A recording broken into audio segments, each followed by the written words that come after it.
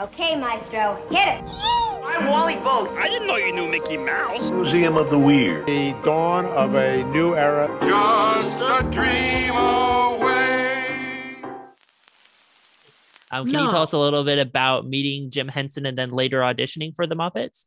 Sure. 1982, I meet Jim Henson, and I wasn't supposed to. Okay. The reason I wasn't supposed to, because my friend Tony Urbano, an amazing puppeteer on the West Coast. He's done the Snuggles Bear. He's responsible for a lot of commercials that you see, him and his amazing team.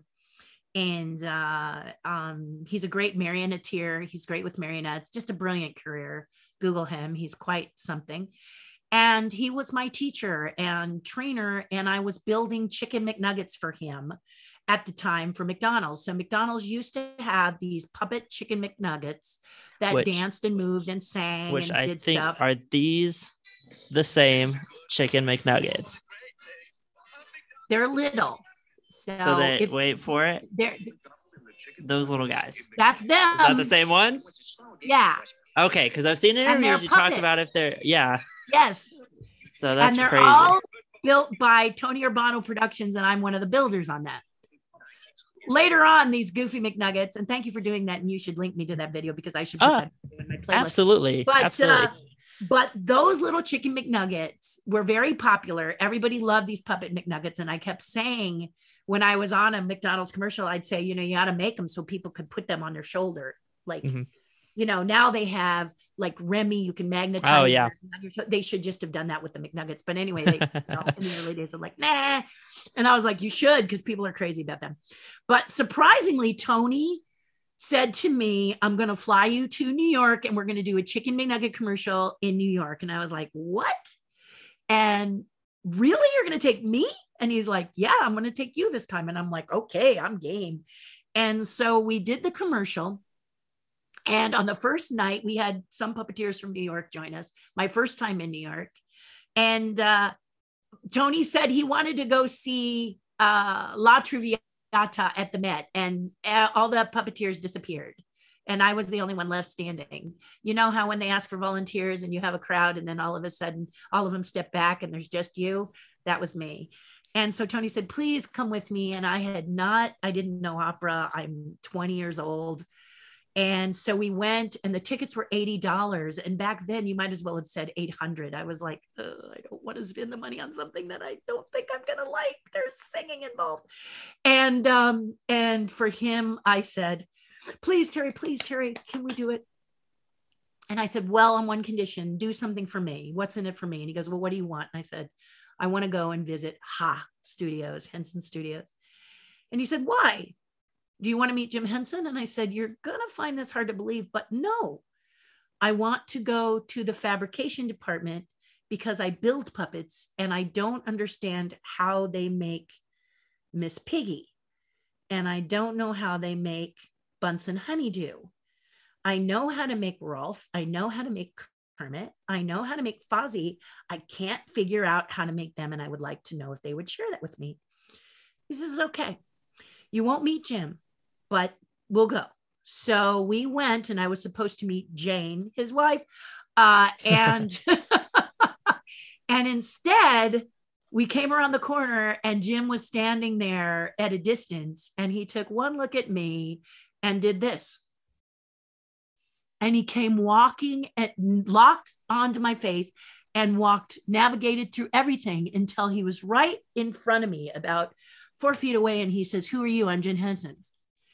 And I was like, Terri Hardin. Now, it wasn't because I was compellingly beautiful. So don't think that.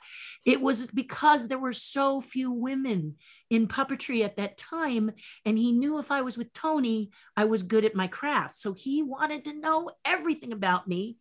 And he wanted, are you a puppeteer? Yes, I'm a builder, and I wanted to go and see how you do Miss Piggy, which he made sure I was sent down, and found out that it was a electrostatic device where you put glue on a foam sculpted of the figure, and then you use electricity to make the hairs stand on end all over Miss Piggy's face. I had never seen this technique before, but it's used often in film now. It's how you create, like if you're going to do an audio animatronic bear, if you want the face to be really beautiful, and that's how they do it. So I was impressed. Oh my gosh, it's amazing. And as I was leaving, and it's a spiral staircase with a balloon in the middle, a door opened and somebody put something in my pocket, and then the door closed. I don't know who it was. But when I got back, it was Jim Henson's card saying, call me. So I called and he said, do you want to come and work on Sesame Street? And I said, no. Remember, I told you walk through those doors, but I didn't like New York. I didn't do well in Manhattan. I was like this. There was so much noise and I found myself just going like this. So when I came home, I was just like, oh, thank goodness for California. And so I told him, I don't think I can do my best in Manhattan. It's too much sensory overload. And he said, what makes you think that you can work for me if you're not working in New York? And I said, Dave Goles lives in Northern California. He does Gonzo. Steve Whitmore, Baltimore, and I think, no, Kevin Clash, Baltimore. Steve Whitmore's Atlanta. And Steve Whitmore, Atlanta. So last time I looked, none of these are in New York. So that's what he thinks. He goes, oh, you studied, did you? This is 1982. You studied. Yeah. Because I really want to work for you, Mr. Henson, just not there. So he said, all right, fair enough. And he hung up. Well, in 1989, he called me up again. He said, Terri, this is Jim Henson. And I said, nuh-uh. And he said, uh-huh. And I said, nuh-uh. And he talked like Kermit the Frog. And I said, okay, maybe it is you. And he said, I'm coming to California because I'm going to do a project with Disney called Muppet 3D Theater, and I want you to audition.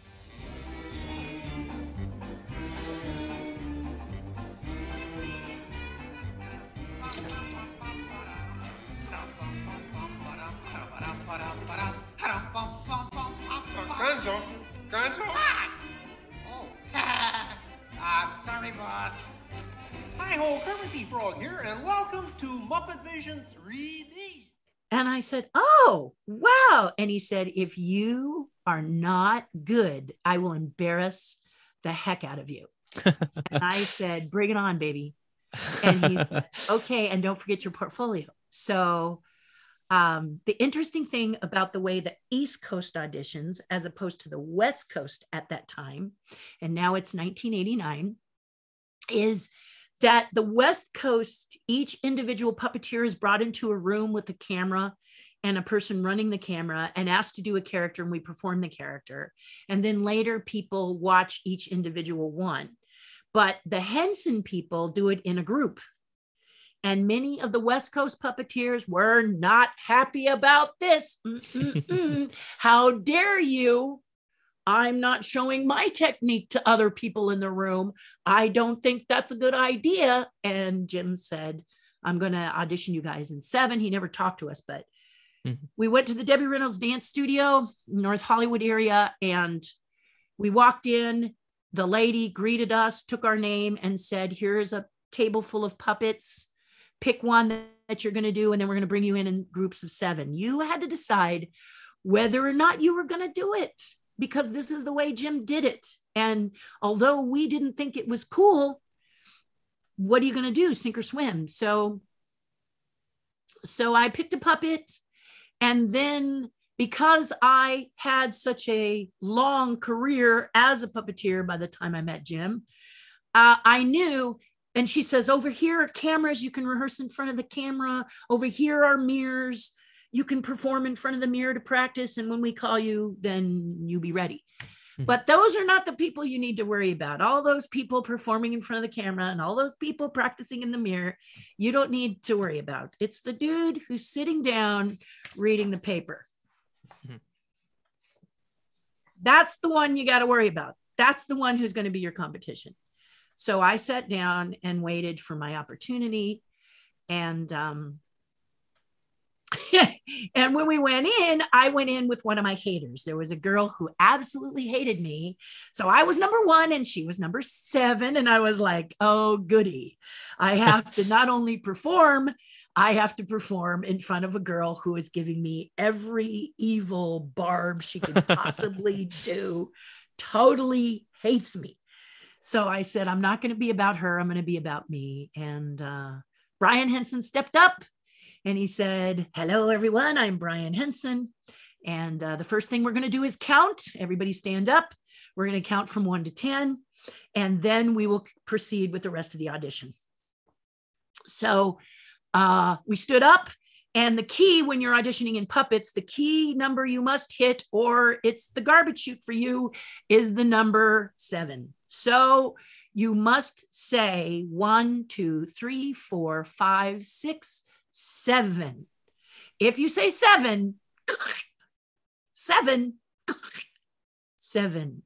So that's what they're watching for. So Brian would walk along and watch you when you did 7. And if you did 7, okay, you know how to do this. But if you did anything else, thank you, goodbye. Now, it might not have been goodbye right away, but you're not going to the next round. So Tony Urbano, as I have mentioned before, and just sort of tag him, if you will, if you can find him. Tony Urbano said, every puppeteer, if they feel they're good at their craft, will steal moments of attention. But remember, if you do, you will have their undivided attention, so don't screw up. So while Brian was walking back and forth and we were counting, everyone did 1, and I did 1. Everyone said 2, and I said 2. Everyone said 3, and I said 3, and Brian said, stop. And he walked over to me and he glared right in my face and he said, let's count together, shall we? And he looked at everybody else, and my hater leaned out and went, because I had been yelled at. Now I've got Brian's undivided attention, because in Brian's mind, has she messed up on purpose? Has she messed up? I gotta see, has she messed up? So there I was smiling. 1, 2, 3, 4, 5, 6, 7. And then I winked. 8, 9, 10. Brian went like this. And I'm sure that's when I got the job in Brian's mind, because he was like, I got to see what else this nut has to do, right? And it's a true story. And then we sat down and he said, we're going to now do 60 seconds of monologue with your character. You can talk about anything. And so I talked about Star Wars, one of my favorite subjects. And my character just talked about how, you know, they like this about Star Wars and that about Star Wars, and it changed my life and blah, blah, blah, blah, blah. Well, the minute I was done and sat down, Jim Henson walked in. And again, my hater went, because I didn't get to perform for Jim Henson. I got to perform for Brian, and now 2 through 7 would get to not only perform live for Brian, but they could perform live for Jim. Well, after everyone had performed, Jim and Brian stood up and said, thank you. We will let you guys know. And Jim said, stop. And everybody stopped. And he said, Terri. He said, the rest of you guys can go if you want. But Terri, you're not getting off that easily, front and center right now. Well, of course, no one's going to leave. Just if they want to know, right, is this going to be a bloodbath or what? Right. And Jim says, 60 seconds for me right now. And so I picked another subject and performed for 60 seconds and then put the puppet down and stepped back. And he said, thank you. Did you bring your portfolio? I said, yes. He says, okay, come over and show me what you got. And the rest of you can go. So it was a real win. I mean, you know, like I said, success really takes care of your haters. I mean, she was just livid. And he looked through my portfolio, and I did get a part on Muppet 3D, which was great. But we also were designing a show together when he passed away, and I still have that show. He never adopted that show. And but that was actually something I did want to ask you about, of that show specifically. I don't know if you're able to talk about it or if you can talk about it. He fell in love with a piece I did for Apogee Studios, and Apogee Studios was owned by John Dykstra. Does that name sound familiar to y'all out there? That's the guy who did the Dykstra Flex camera, which made Star Wars so famous. He also did Battlestar Galactica, which made Battlestar Galactica so famous, a brilliant, brilliant, brilliant, wonderful man, John Dykstra is and continues to be. And we did a commercial called Disposal Care with monsters you find in your sink. And he looked at those designs, which I had designed with my friend and mentor, Pat Breimer, and he loved them. So we were working on a little concept that maybe, not that they lived in a disposer, but the thing that Jim liked about my work was that my characters don't look like Muppets. Mm-hmm. Many people who do puppets today, their characters look like Jim's puppets. They have the pie plate mouths. Crank Yankers looks like Jim's puppets, you know. A lot of people who do puppets, their puppets look like Jim's puppets. And Jim was really thrilled at my style. He saw my work and he saw my creativity and he saw how unusual my characters were. And he kept saying, where did you get this? And I said, well, I'm West Coast. And West Coast, we all have kind of our own style when we create puppets. We don't necessarily, your stuff is great, but we are unique in our own right on the West Coast. Not that the East Coast isn't creative. They're very creative, but he had never seen so many puppets that looked so different. And he just was shocked that as he looked through my portfolio, he found more and more and more characters that just didn't look anything like his stuff. So he kept saying, this doesn't look, wow, we did the Foster Farms chickens. Here's Drew. Well, I should show you there they are. So we do a little commercial called the Foster Farms chickens for Foster Farms. You see, they aren't the pie mouth design. This is Rick Lazzarini Studios, and Rick Lazzarini and myself and a team of people. I designed the original concepts and then Rick Lazzarini ran with it. But they are puppet characters. And here I am with Drew Massey. We play those two chickens. We're in our green screen stuff. And then we're wearing the goggles, the vision goggles, so you can see what the camera sees without having to look at a television monitor. You can just look through the glasses. But the point is that these characters are so different and unusual that Jim liked looking at stuff that he had never seen before. So he was really interested in collaborating with me on a show. And he passed away before we came up with anything. So in honor of him, it might be nice to create something in the future. And I just might do that in the future. But yeah, I'm excited about it because I'm just looking to see if I have anything here. Let's see. Yeah, here we go. Here's another puppet that I designed for a lady. You see? Oh, that's cute. Doesn't look anything like a pie mouth. My stuff is always very unique and individual. So this is for a lady who has a thing called sentence aerobics and she loves tree frogs.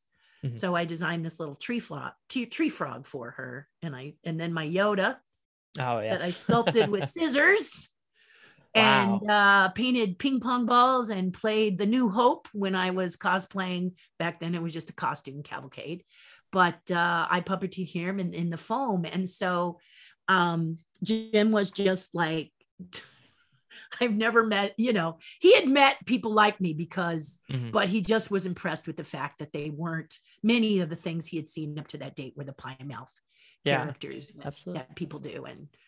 And he was happy to see that I wasn't going that direction.